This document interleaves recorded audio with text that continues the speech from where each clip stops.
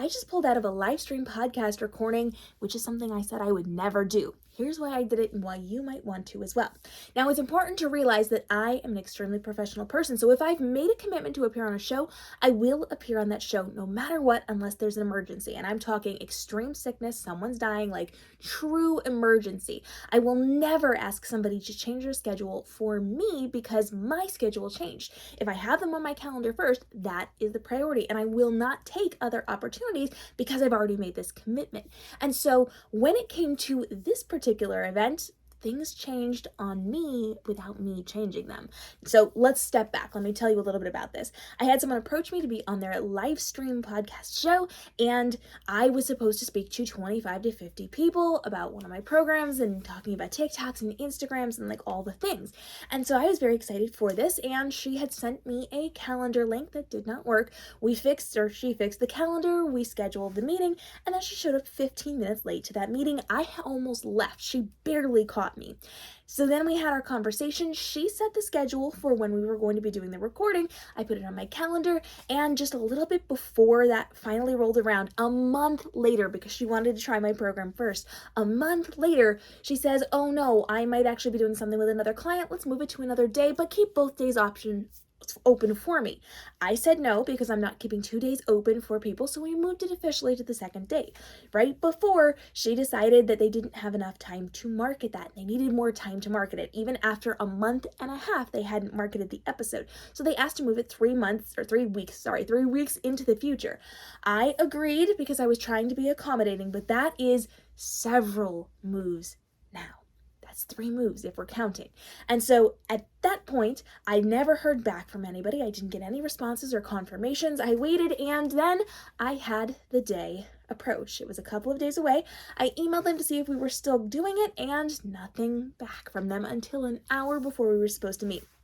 At that point, they claimed that her schedule had been so busy that she hadn't done any of the work she said she was going to do for this episode, including doing the testing, posting the content, getting the case study work done, and then marketing the episode that they pushed by a month in order to market. At that point, they wanted to then move it several weeks again into the future to next month, and I finally said no, because at that point, that is 4 times they tried to move this episode, and they were late to the initial meeting. So that's a lot of really inconsistent conversations. That is a lot of commitments that had been broken, and I was not going to spend any more time on a show that probably wouldn't ever happen, because they'd proven time after time that they were not going to take this seriously and not do the work. Yes, they have an established audience. Yes, it would have been great to talk to those people, but it's not worth the time, effort, and the money lost to then set this up another month from now. At this point, it is better for me to move on and be able to then book in things that I can speak to audiences about. Now, I could have, had I had those days open, taken on other presentations. I could have talked to other groups. I could have made money in other ways. I could have presented in other ways, but I wasn't able to because I committed to that person and their show at their time slot. Because they moved it 3 times and almost a 4th time, I lost a lot of time and money. And that is never okay.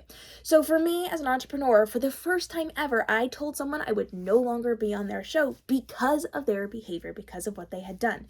Yes, they had other things to do in their business, but they had committed to me 3 times, now 4 times, to actually record these shows with me. And they were going to be making money off of my episode from their audience and from my affiliate programs.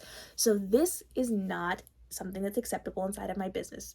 And so I decided that this was not okay, and I was going to step back and no longer be a part of this conversation. Am I missing out on speaking to 25 to 50 people? Yes. Am I potentially losing some sales from that? Yes. But did I also lose sales by doing 3 other days for them that they then didn't do? Yes.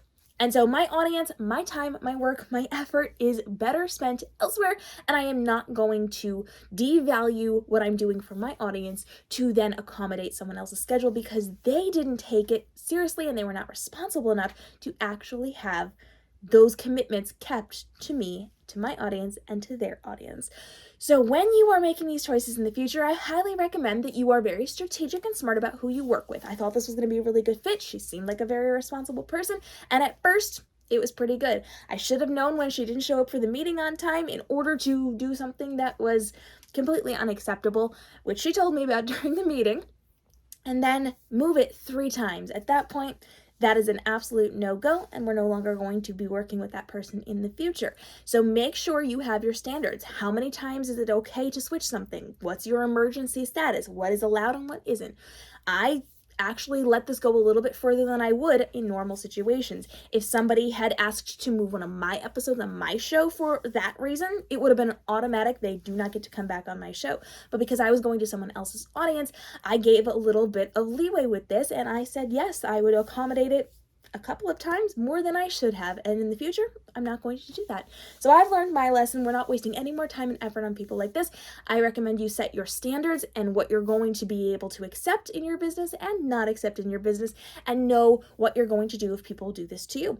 Also be aware that you should not be doing this to people. So make sure if you're making that commitment that you are upholding your end of the deal. If you've committed to them, be respectful of their time and effort, especially if they're a guest on your show, and make sure that you are timing your calendar wisely, because you know if you have a busy week, you shouldn't be scheduling anything from there, even if you do want to make money off of people.